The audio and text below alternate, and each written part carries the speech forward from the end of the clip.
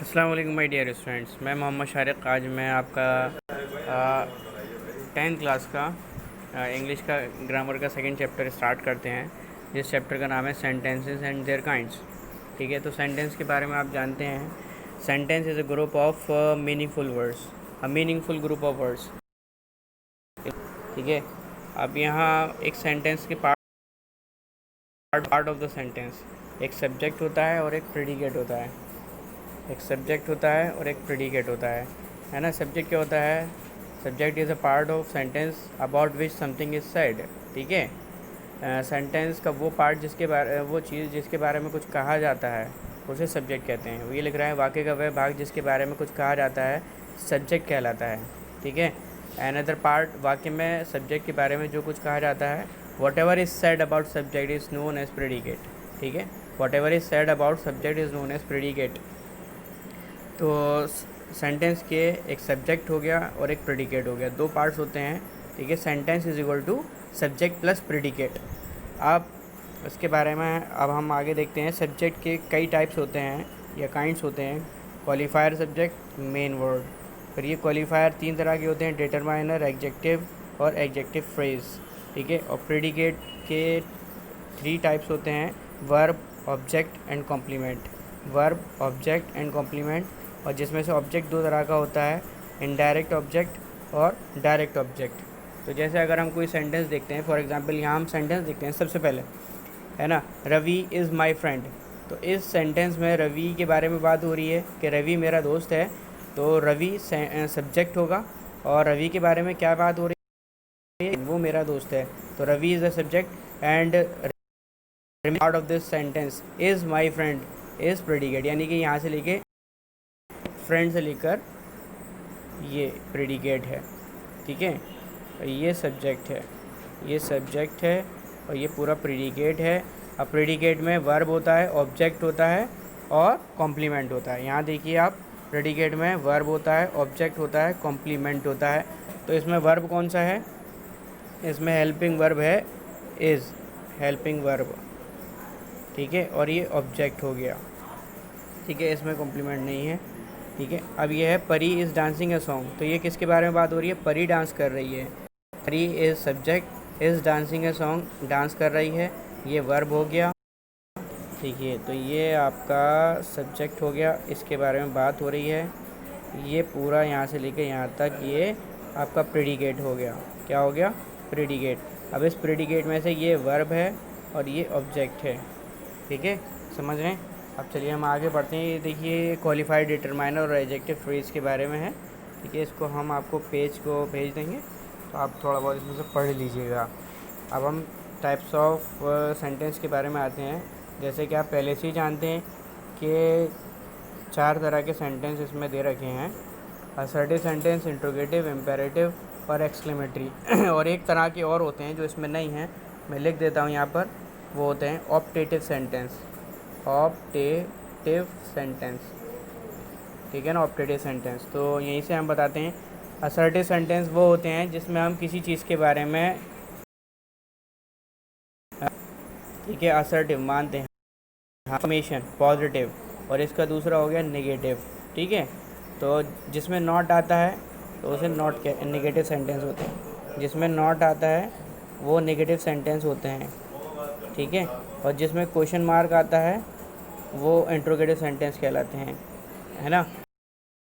Sentence और exclamatory sentence वो होते हैं जिसमें ये उल्टा आई वाला साइन आता है। ठीक है, ये सडन फीलिंग्स के बारे में आता है। ठीक है, और इसमें इन्होंने इम्पेरेटिव और ऑप्टेटिव को एक ही कर दिया है। यानी कि ये जो पार्ट था इनका पांचवा, ये इन्होंने असर्टिव सेंटेंस के दो पार्ट कर दिए। बहरहाल अब हम आगे बढ़ते हैं। अफर्मेटिव सेंटेंस के बारे में ये हिंदी में लिखा हुआ है, जिन वाक्यों में तथ्य, घटनाओं एवं अवस्था को स्वीकार किया जाता है। ठीक है, it is a type of sentence in which we accept the reality of a sentence, affirmative sentence। ठीक है, जैसे ये है, Ram and Shyam play together. हाँ, हम इस बात को मानते हैं कि राम और श्याम दोनों साथ खेलते हैं। They bought a new bike, उसने नई बाइक ख़रीदी है। ठीक है, इसी तरह से आप देखिए, आई टीच साइंस, मैं साइंस पढ़ाता हूँ। टू हेल्थ, है ना, स्मोकिंग करना सेहत के लिए नुकसान। My brother is an engineer, मेरा भाई इंजीनियर है, यहाँ पे एन आएगा, ठीक है। अब ये नेगेटिव में नॉट लग जाता है। अब मैं आपको एक ख़ास बात बता दूँ कि नेगेटिव में जो नॉट आता है ना, वो हमेशा सेंटेंस में तीसरी जगह पर आता है।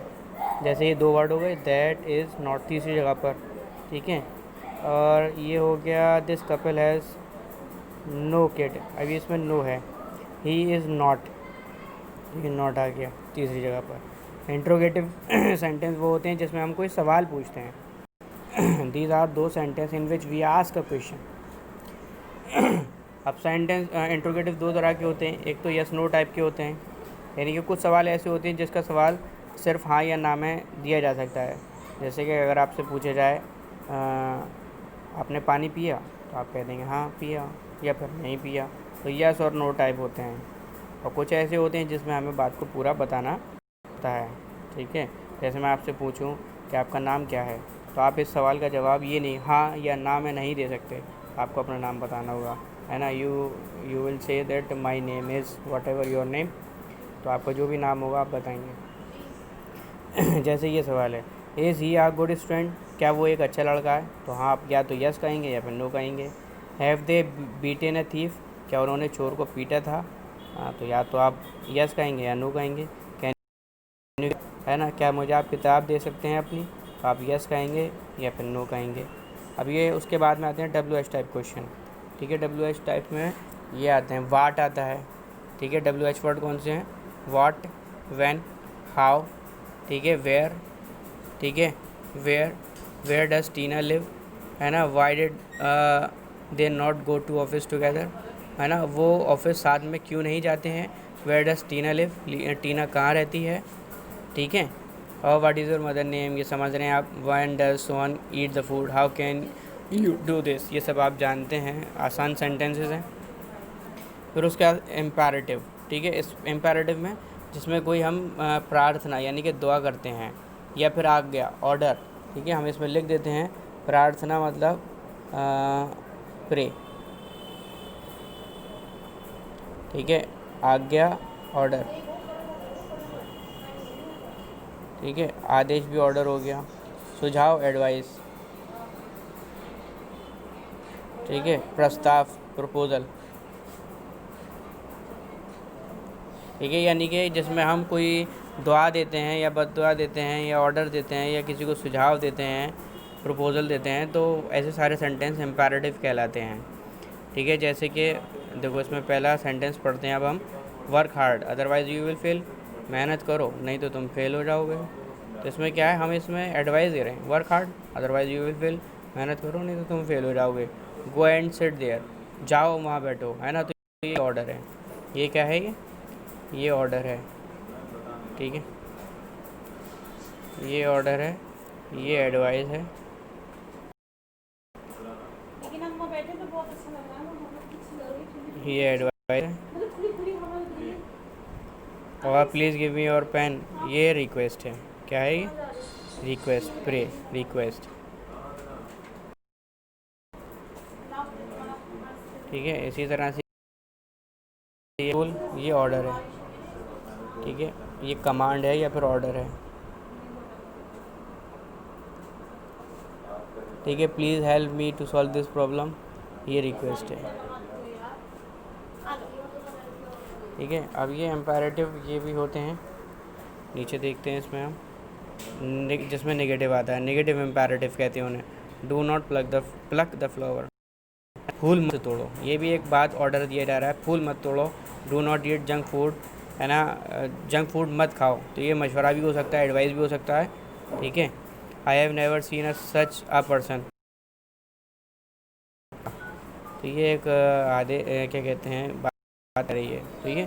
तो ये नेगेटिव इम्पेरेटिव हैं ये।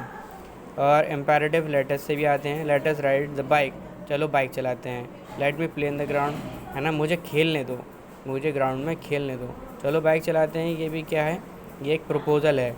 और मुझे खेलने दो, ये एक रिक्वेस्ट है, ठीक है।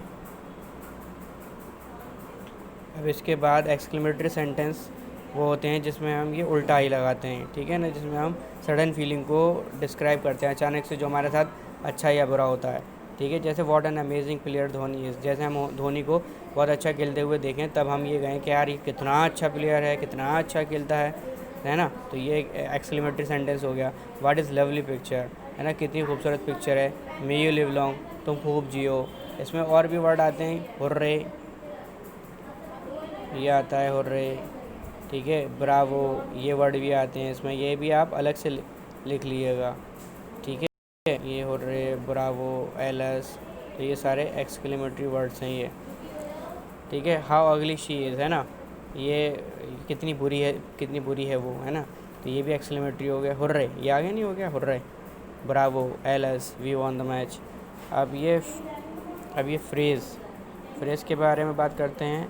फ्रेज़ को छोड़िए, फ्रेज़ के आगे हम सब्जेक्ट और प्रेडिकेट, आपने ये देखा तो यहाँ से आप देखिएगा पहले, ठीक है। जैसे मोहन जम्प्स, तो इसमें ये अच्छी चीज़ है, सब्जेक्ट अलग बने हुए हैं टेबुलर फॉर्म में, प्रेडिकेट इधर है। तो ये पूरा एक सेंटेंस है, मोहन जम्प्स, तो इसमें सब्जेक्ट मोहन और jumps predicate. Sita played, bird fly, coal burn, ठीक है। आई स्लीप, दे लव, तो ये बेटा ये सब्जेक्ट है, ये प्रेडिकेट है। अब इसमें नीचे आ जाइए, ठीक है। तो अब इसमें भी ये क्वालिफायर हेड प्रेडिकेट है। इसके बाद आगे आइए, ये देखिए ये पूरा सेंटेंस है, इसमें ये सब्जेक्ट, वर्ब, ऑब्जेक्ट और ये कॉम्प्लीमेंट है। ये इसमें है ना, प्रेडिकेट के टोटल 3 पार्ट आ गए, वर्ब, ऑब्जेक्ट और कॉम्प्लीमेंट। वर्ब, ऑब्जेक्ट और कॉम्प्लीमेंट, सब्जेक्ट अलग है, प्रेडिकेट के 3 पार्ट हो गए, कॉम्प्लीमेंट, ठीक है ना। समझ रहे हैं आप बात को।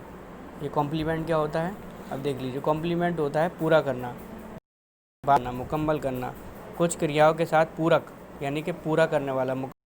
कॉम्प्लीमेंट का भी प्रयोग हो जाता है। पूरक का अर्थ है पूर्ण करने वाला, है ना, यानी कि that which complete the sense, है ना। वो चीज़ क्या लिख रहा है, देखो यहाँ और से ध्यान दीजिए, that which complete the sense, that which complete the sense, वो ये लिख रहा, that which complete the sense, तो उसे हम पूरक कहते हैं। लिंकिंग वर्ब, जैसे ये इज़, एम, आर, वाज, वर, ये लिंकिंग वर्ब हैं, याद रखिएगा, ये लिंकिंग वर्ब हैं, है ना।